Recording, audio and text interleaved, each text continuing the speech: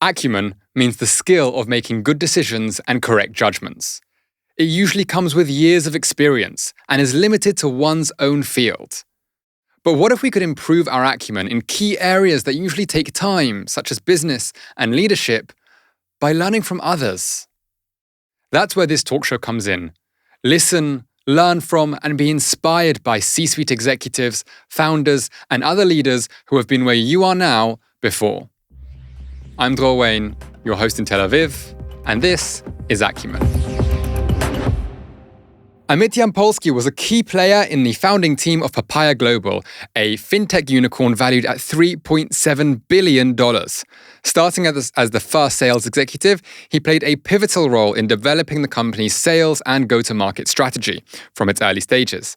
As Papaya Global grew, Amit advanced to various roles, including team lead, director of enterprise sales, and eventually chief of staff. He's also been recognized in Forbes 30 Under 30. Since leaving Papaya earlier this year, Amit has turned to consulting for startups whilst also building his own venture, where he supports organizations across various sectors to leverage AI-based solutions, targeting a range of objectives from enhancing operational efficiencies to driving revenue. Amit, firstly, thank you very much for joining me here today. Thank you for inviting me, Dror. Super excited to be here. Now, we had that preparatory Zoom call, and I'm really excited that there's a lot of things for us to talk about. I want to start off by talking about my first basic question in every episode, which is, what in your mind makes good business? That's a great question. I think, first of all, a business, is composed out of many things. But if you double down on that, at the end of the day, for me, a good business is a business that can sell, a business that can create sustainable, long-lasting profit and revenues. And the only way to do that, Dror, in my opinion, is to be able to create value to our customers. From what I've seen, the best way to do that is by either creating a solution or providing a solution that creates a positive ROI to your customers, meaning you're selling something that over time will create a positive impact, financial impact, operational impact on your customer. Or alternatively, and that's even a bit stronger value, being able to solve a unique problem to a strategic stakeholder within the organization. Normally, that would be a C-level executive, the CRO, the CFO. Those are personas that hold a budget. If you're able to create a solution that solves a meaningful problem for them, you're probably able to stick with them for quite some time, meaning that they have no reason to replace you. And that's what a good business is all about, being able to sell your product, but ultimately providing a solution that will last with your customers so that you can actually expand with them as time goes by. So to break down that a little bit more, you're saying that obviously we need to deliver value to the customer to be able to sell it, and you divide that into two parts. We have solving a problem for a key stakeholder, and I noticed that you put an emphasis on the C-suite there. In your opinion, selling lower down in the organization is different? Kind of. So first of all, when you're selling to the lower ranks at the company, normally that's kind of a PLG strategy, right? You aim to sell a product that will solve certain problems or alleviate some issues to lower ranked employees, and ultimately you expect them to kind of raise that solution as an option that the entire organization would be able to use. But ultimately, your goal is to be able to go to the person that holds the budget. And normally that's someone within the executive leadership.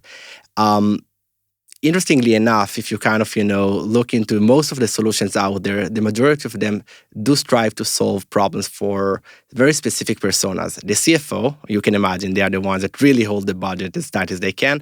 And then the CRO ultimately have a budget that can really create revenue and profit for the organization. If you're able to convince them, you can probably have a very good case in selling your product. You got some other C-suites that, might have some of their own problems, but normally solving their problems wouldn't necessarily mean that you're solving a problem that is wide enough or critical enough for the organization that they would be able to actually invest the resources to buy your solution. You can think of a chief legal officer, perhaps a CHRO, that are strategic stakeholders within the organization, but the amount of budget and the amount of influence they normally have within, a large enterprise tends to be a little bit smaller. Okay, that's fascinating. We've been speaking about it on a holistic level, the strategy you have, the stakeholder you want to reach out to. How do we turn this into, and you were a sales executive, you built an SDR team, so I want to really bring this down to the ground for sales. How does a salesperson, or how does a leader of a sales team turn this idea into something really practical, demonstrating ROI in sales calls, in demos, in cold emails, overall in the go-to-market strategy, in social selling? How do we make it a real thing for people to actually go and do? Yeah, I think that, before we even speak about how do you demonstrate the ROI, we need to take a step back. The problem with the way most salespeople run their business is that they tend to talk a lot about what their product do, right? We got the best product in terms of integration. We offer so-and-so data security standards. You're essentially talking about features and functionalities rather than pinpointing how the solution or the product that your company has developed can solve the problem or streamline the process that your buyer is there to buy. If I can build on that, I actually think that this is part of the problem in business education today.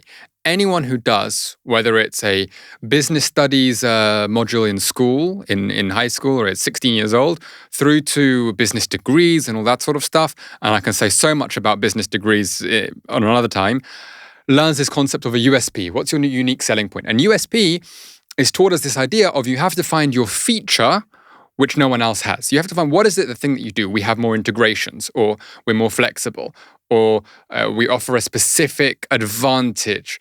And traditional business education, in my mind, emphasizes this idea of a USP as a feature, as a thing. Whereas what you're saying, I think, is of course that you need to have something. There needs to be a basis. The feature is there, yes, absolutely. But the salesperson needs to be focusing on that customer journey, on that customer use case, on their day-to-day lives, whether it's the problem they solve or the joy we bring them, if it's more of a nice to have than a must have. You agree with me on that? No, absolutely. And let's double down on that. I think that, for me, part of, that top of the funnel is being able to break through the noise, right? Everything you're talking about is how do you get the customer attention? And that's, one of the biggest challenges today.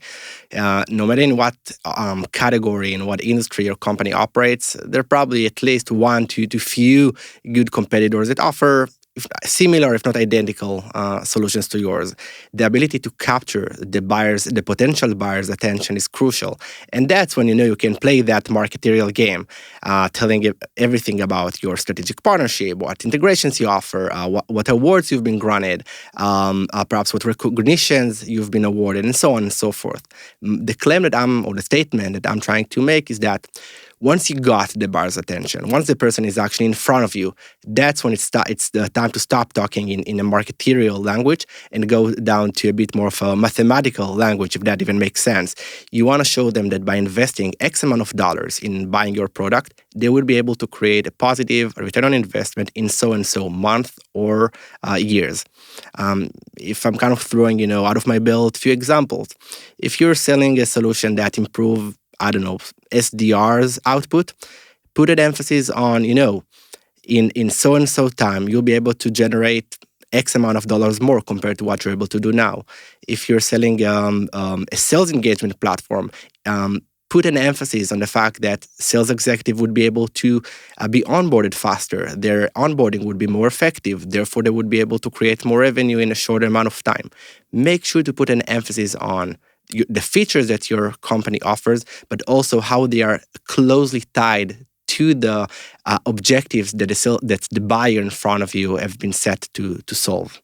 Right, because at the end of the day, business is about revenue. If you're helping them increase revenue, if you're helping them reduce costs, you're helping them in business. If you're not doing that, you're not increasing their business. And I know we're focusing specifically here on B2B. There would be an interesting discussion, how do we translate this to B2C?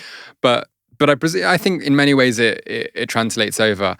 I do remember I purchased a piece of software from a business that did this really, really well. And this is not a global SaaS startup. I don't know if we've spoken about it. I have a company back in the UK that does event magnets, like we have here in Israel, very popular. Every wedding here you go to, it was very, very rare in England. And we're really the market leader now. And I bought for it, I subscribed to it. I subscribed to a management software, which was specifically built for photo booths, which is very close to what we were doing. And the way that I was sold on this was they had a web page and they said, you tick the boxes on all of their features which you think you will use. So we have a feature which sends reminder emails to staff with the address of the event and the start time, etc. We have a feature which manages the vehicles. And you tick the box on each of the features because they had loads of features. And for each feature, it said how long it takes you, depending on how many bookings you have, depending on the size of your organization. So if you have 10 bookings a month, doing the accounts will usually take you this amount of time. And it calculated all the time. And at the end, it shows you the amount of hours. And then it says, how much do you value your time at? Do you take home $50 an hour, $100 an hour, $10 an hour? And it showed you calculation. It said, we're charging you $30 a month for this platform, and you're going to be saving in time and therefore money this amount. And this is how, and it was absolutely right. Now, for me, actually, the benefits were so much more than that. I am now overseas managing a remote business, and I can go to sleep at night. My team has an event, and they have all the access to information. They didn't sell me on that. And it's true, but because it isn't actually increasing my revenue. It's making my life easier because I sleep at night. But the things that increased my revenue was the time the system saved me. Also, it made the customer journey much smoother and response times much quicker, which means we increase sales.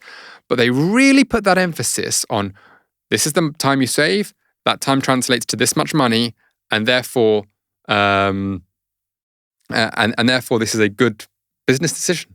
And you're spot on, right? And that's what ROI is all about. You just tie the connection between time and money. That's kind of, the basic concept of business, right? I mean, by increasing efficiency, by saving time, you're able to invest more time in perhaps what you consider to be a bit more strategic objectives. That can be recording your podcast, or perhaps for you as an individual, spending time with your family. But I mean, when you think about an enterprise, if you're able to save 10% of your employees' time, you can easily take that time and make sure it's invested in places or activities that create much more value. I think the point that I'm trying to make here is that if your company is not able to tie whatever they sell, to connect that solution to a quantifiable measurement, it would be a very hard sale. You mentioned earlier the concept of must-have versus nice-to-have.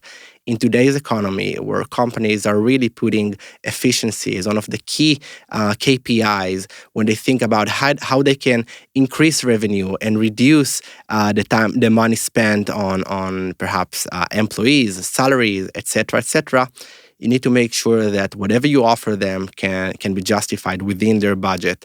And we're living in brutal times. Some of the softwares that I've personally used during my time at Papaya Global are no longer a part of the company's tech stack because the ROI was questionable. We might have some time to touch about the whole concept of AI, but I mean, I think that's on its own is changing the landscape as a whole. There are so many solutions out there today that can be developed relatively easily and can be sold in very cheap or relatively cheap prices that can really create very similar return on investment compared to some of the biggest solutions out there that have been invested with hundreds of millions of dollars. Yeah, it's really interesting watching how AI is now changing the tech landscape because, it used to be that if you wanted a particular piece of software, you would go and find a company who has spent millions in R&D and developing that software with their tech team, and they probably had a lot of investment to it. And now someone can just open that same thing, or you could have that thing developed for you.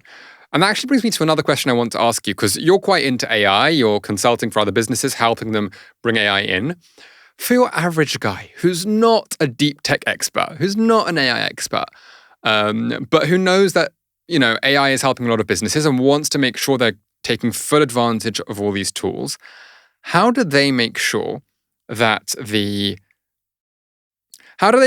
they're using the right AI? Because I'll give you an example. Some people saw AI, the first thing that most of us had access to being ChatGPT, and said, okay, I'm going to replace all my copywriters and all my marketing team with AI. And they were doing all their blog posts and LinkedIn's on ChatGPT. And we all can look at these posts and these comments and we know what they are. And that is definitely, apart from maybe specific cases, but in my mind, that is a bad business decision. It's a bad business decision to hand your personal brand over to AI and have all your writing done that way. So how do I know what's a good business decision? How do I know what's not just a fad in AI, but actually is going to increase my revenue, reduce my costs, etc. Oh, that's a tough one. How long do we have? 20 minutes, right? Listen, it's all right. First of all, I think that, the first step is really recognizing that we are at the verge of a huge change. Some are saying that that's kind of the equivalent for the invention of the internet. Some others said that, AI is the equivalent for the invention of electricity.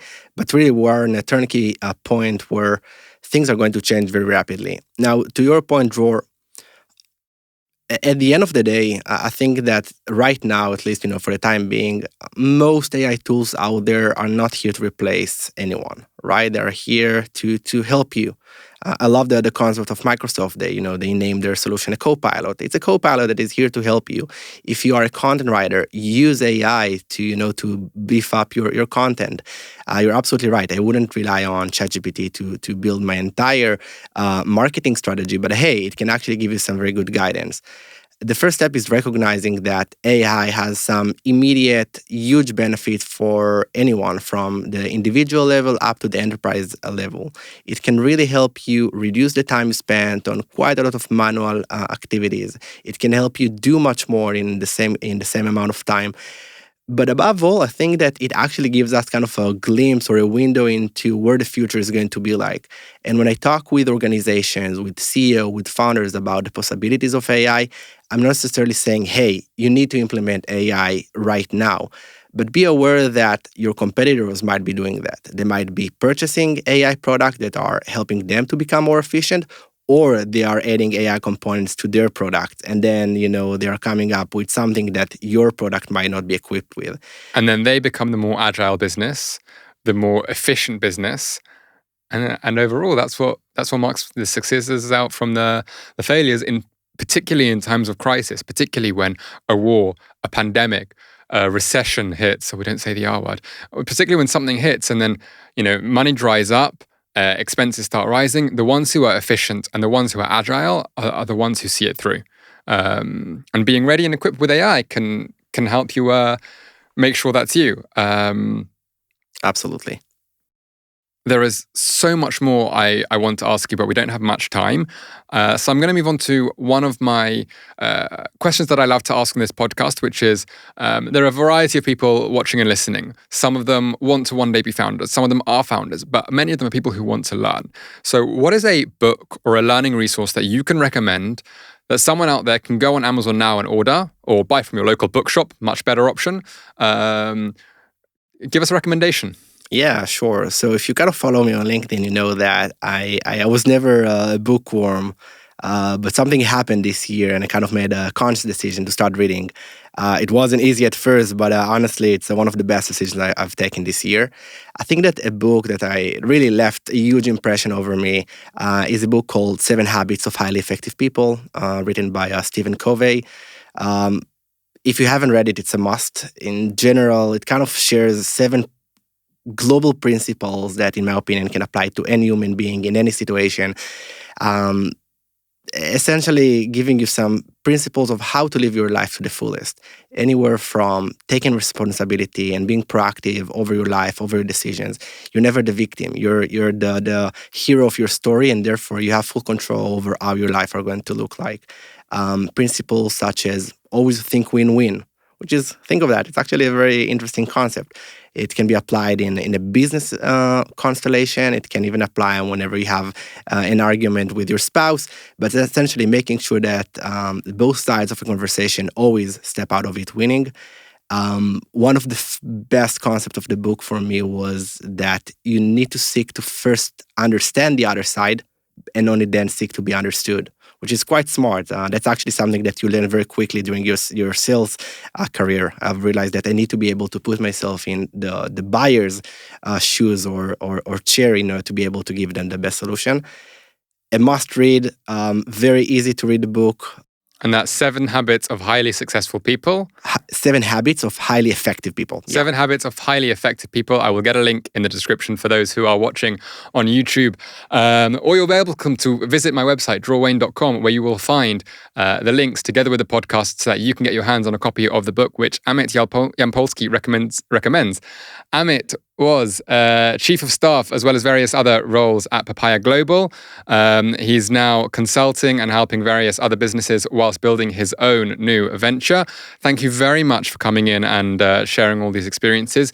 Can you just take 15 seconds? This is your camera. Tell everyone, where can they follow you if they've liked what they've heard? Where can they connect with you? Yeah. Sure. Thank you for having me, Dror. Feel free to follow me over LinkedIn. You can find me, Amit Yampolsky, on LinkedIn. I write, post, and contact pretty much on a daily basis, so feel free to follow me. And of course, feel free to reach out if you have any questions or anything I can do to help. Amit, thank you so much. Thank you so much. You've been listening to Acumen, the leadership, business, and marketing show based out here in Tel Aviv now. I hope you like, subscribe, and stay tuned for more to come.